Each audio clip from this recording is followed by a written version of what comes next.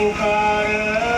जब वो अहंकार आ जाता है तो फिर हम उस परम परमात्मा की जो पुकार है, उनकी वाणी की जो पुकार है, इस वाणी के द्वारा फिर वो हमें हमें क्या सुनाई देता है? पंखा चल रहा है, पंखे की आवाज़ ज़्यादा आ रही है, वो सुनाई दे रही है, परंतु राज्य की बात सुनाई क्यों?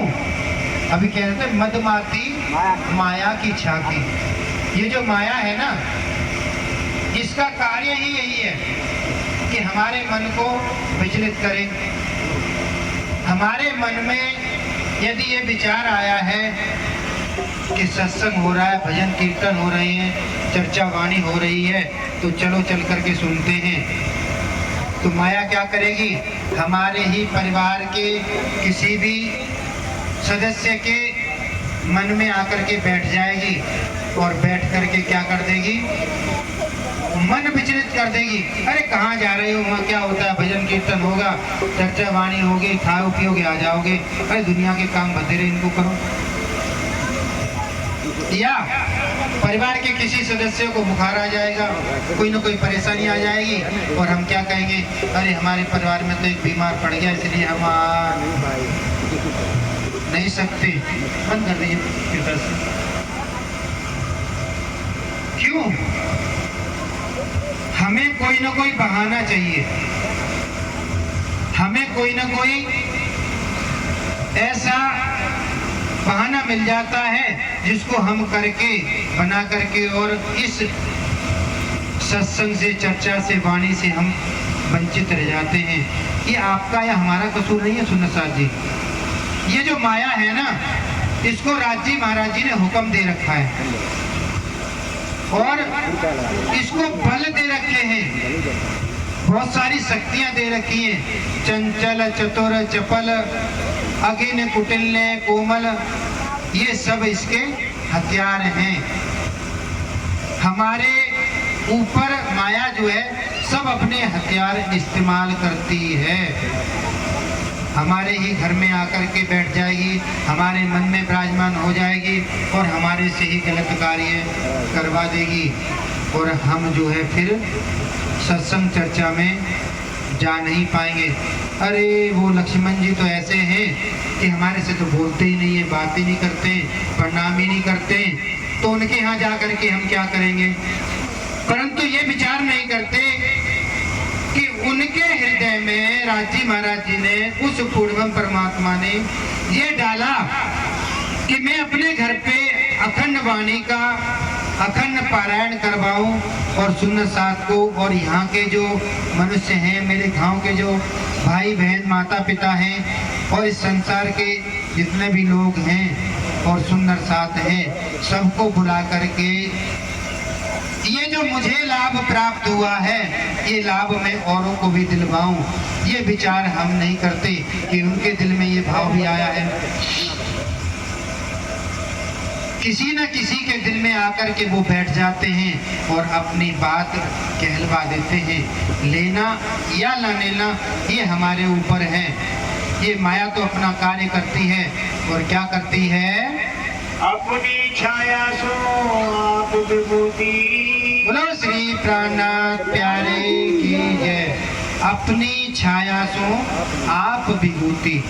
सुनो साथ जी, हमें नहीं पता लगेगा, हमारा जो सबसे ज्यादा घनिष्ठ होगा, हम जिसको बहुत ज्यादा चाहते हैं, जिसकी बातों पे हम बहुत ज्यादा यकीन करते हैं, और सबसे बड़ी नाश की जो जड़ है इस संसार के अंदर, वो क्या है? बुरा मत मानना, क्योंकि गुरु बिना कल्याण भी नहीं है, और गुरु अगर खुद रास्ता भटक जाए और हमें भी गलत रास्ते पर लेकर के चला जाए, तो उससे बड़ा दुर्भाग्य भी और कुछ हमारा क्यों? जो हमें इस अंधकार से उस उजाले की तरफ लेकर के जाने वाला है, वही खुद अंधकार में डूबा हुआ है, तो हमें कैसे निकालेगा? गुरु का मतलब क्या होता है? वही तम अंधकार से प्रकाश की तरफ ले जाने वाला जो होता है, वो गुरु कहलाता है। परंतु गुरु अगर हमें डराए कि तुम यदि मुझे गुरु मानते हो तो किसी दूसरे के सत्संग चर्चा वाणी में नहीं जाना। क्यों? क्योंकि यदि वो ऐसा कहता है तो समझ जाना चाहिए कि इसमें कोई ना कोई आपत्तिजनक बात है। क्या है? यदि दूसरे के यहाँ गए और वहाँ जाकर के अच्छी बातें सुन ली तो फिर मुझे गुरु मानना, मुझे गुरु स्वीकारना बंद कर देंगे। क्यों? इस संसार के अंदर जो ज्ञान है ना, वो बहुत ही विकराल स्वरूप में है, बहुत ही ज्यादा है। हम पूरी जिंदगी, अपना पूरा जीवन यदि बिता दें कि हम ज्ञान अर्जित कर लें तो भी शायद अर्जित कर सकते। जब हमने जन्म लिया तो सबसे पहले हमारे गुरु होते हैं माता पिता।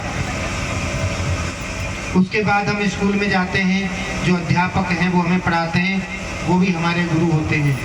फिर जैसे ही हम यौवन स्वरूप में आते हैं और 18 वर्ष को पार करते हैं तो फिर शास्त्रों में लिखा हुआ है कि आध्यात्मिक गुरु जो है वो धारण करना चाहिए, ताकि हमारा जो जीव है वो भवसागर से पार हो जाए। और आध्यात्मिक गुरु जो है वो ऐसा होना चाहिए जिसको उस परम परमात्मा की पूर्ण पहचान हो, उसने खुद उस परम परमात्मा का साक्षात्कार किया हो और खुद उसका दीदार किया हो। जिसने उसको देखा है, जिसने उसका अनुभव किया है, वही हमें उसका अनुभव करा सकता है, दूसरा हमें अनुभव करा सकता। तो यहाँ क्या कह रहे हैं? अपनी छाया सो आप विभूति। ये जो माया है ना, जैसी खुद है ऐसी ही अपनी परछाई, यानी कि जैसे हम हैं ऐसा ही हमारा कोई दोस्त, रिश्तेदार, वैसा ही रूप धारण करके हमारे नजदीक आ जाएगी और हमारा मन जो है वो विचलित कर देगी।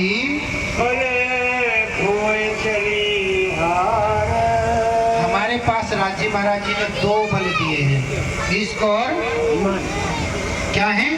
2 प्रकार के बल हैं, इश्क और ईमान। सुंदर साथ जी, ईमान क्या है? कि वो जो परम परमात्मा है, श्री राजी महाराज, श्री प्राणनाथ जी, अक्षरातीत सच्चिदानंद श्री धामधनी जी, वो एक हैं। और दुनिया के जितने भी ग्रंथ हैं वो सब कह रही है कि जो परम परमात्मा है वो एक है, जो ईश्वर है वो एक है।